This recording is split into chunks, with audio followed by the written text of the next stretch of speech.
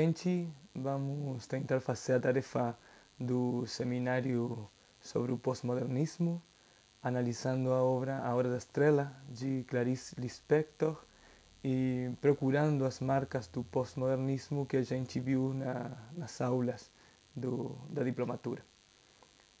Como primeiro ponto, a gente vê na obra aspectos da prosa intimista, psicológica.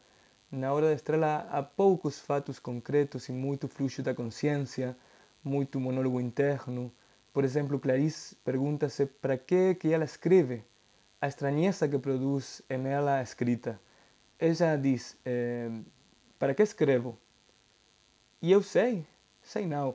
Sim, é verdade, às vezes também penso que eu não sou eu, pareço pertencer a uma galáxia longínqua de tão estranho que sou de mim. Sou eu? Espanto-me com o meu encontro. O pós-modernismo tem aspectos de experimentação artística em vários sentidos. Por exemplo, achamos na Hora da Estrela uma prosa urbana, mas deslocalizada e intimista, sem um local concreto e material. Não é uma deslocação no sentido de Macunaíma, onde as relações espaço-tempo são fantásticas, arbitrárias, sino uma deslocação no sentido de que os locais concretos existem, mas viram secundários ante os diálogos internos e o fluxo da consciência nos personagens. Na Hora da Estrela, Clarice fala do bairro de Macabea com muitos detalhes, mas logo os detalhes ficam detrás dos monólogos e da vida interior da moça. Outro ponto da experimentação é a voz narrativa. Em A Hora da Estrela, Clarice não é uma narradora somente omnisciente, sino também onipotente. Ela explicita que vai decidir sobre os personagens, explicita seu papel criador, não somente como eu narrativo, a voz que narra, sino como eu criador, o ser que cria os personagens. Leu, pois estou como que ouvindo acordes de piano alegre. Será isto o símbolo de que a vida da moça iria ter um futuro esplendoroso? Estou contente com essa possibilidade e farei tudo para que esta se torne real. Mas não é omnipotente mesmo. Ela fala de um roteiro pré-estabelecido que ela, Clarice, somente pode seguir, sem modificá-lo. É o destino da sua própria personagem. Leu, o fato é que tenho nas minhas mãos um destino e, no entanto, não me sinto com o poder de livremente inventar. Sigo uma oculta linha fatal, diz. Às vezes parece como que ela vai vendo os personagens ao mesmo tempo que escreve. Não criando os personagens, sino vendo-os, que já existem em alguma dimensão, como se ela, Clarice, fora descobrindo eles que existem previamente. Diz, não, menti, agora vi tudo. Ele, Olímpico, não era inocente coisa alguma, apesar de ser uma vítima geral do mundo, tinha, descobri agora, dentro de si uma dura semente do mal. Gostava de se vingar. Este era o seu grande prazer e o que lhe dava força de vida. O fato da escrita em Clarice é um fato de descoberta dos personagens, não somente de criação dos personagens. A relação com sua personagem Macabea, às vezes também, é a relação de um deus ou deusa com a sua criação. Devo dizer que essa moça não tem consciência de mim. Se tivesse, teria para quem rezar e seria a salvação. Mas eu tenho plena consciência dela. Através dessa jovem, dou o meu grito de horror à vida que tanto amo. Existe na prosa de Clarice uma metatextualidade que vai fazendo explícitos os fios do tecido textual, do tecido narrativo. Por exemplo, ela explicita a pouca importância que vai conceder aos fatos e ao mesmo tempo explicita suas dúvidas internas sobre o roteiro da história. Por isso, diz, não sei se minha história vai ser. Ser o quê?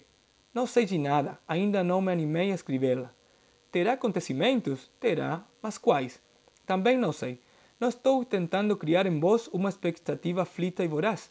É que realmente não sei o que me espera. Tenho um personagem buliçoso nas mãos e que me escapa a cada instante querendo que eu o recupere. Outro aspecto da narrativa de Clarice é que ela explicita que não quer começar logo com os fatos, porque a história fica de trás deles. Até muito adiante no romance os fatos não aparecem.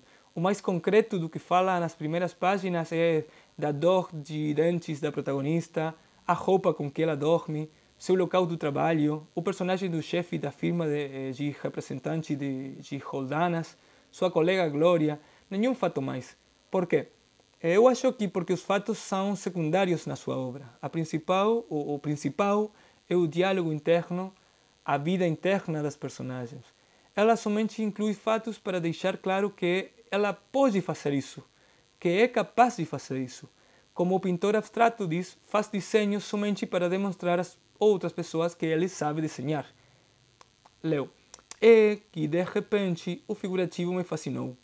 Crio a ação humana e estremeço. Também quero o figurativo, assim como o pintor que só pintasse cores abstractas, quisesse mostrar que o fazia por gosto e não por não saber desenhar.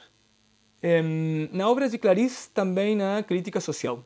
A crítica social não aparece apenas nos personagens e suas situações. A menina nordestina, pobre, o moço fascínora e também pobre, sino também quando ela, Clarice, fala da relação das pessoas mais vulneráveis, das classes pobres, das classes populares com a literatura. Se é pobre, não estará me lendo, porque ler-me é supérfluo para quem tem uma leve fome permanente. Faço aqui o papel de vossa válvula de escape e da vida massacrante da média burguesia, escreve. Parêntese, pequena explosão, poderia dizer Clarice. Há outros textos dela nos que ela questiona seu privilégio de pertencer, de fazer parte da classe média e média burguesia. Mas há um texto em particular do que eu gostei muito e que é muito oportuno para analisar neste seminário. Na última entrevista a Clarice, o entrevistador pergunta para ela qual é seu texto predileto e ela fala de Mineirinho. Então eu procurei o texto, que é uma crônica maravilhosa sobre um criminoso mineirinho assassinado pela polícia com 13 tiros nos anos 60, no Rio, para relacionar o texto com o que nós estamos analisando agora. A gente poderia dizer que Mineirinho é uma crônica policial onde não há quase fatos, mas sim muito fluxo da consciência, muito diálogo da Clarice com sua própria consciência de classe média aburguesada. Mineirinho morre de 13 tiros e Clarice não fala quase das circunstâncias, senão da violência policial contra os pobres. Escreve: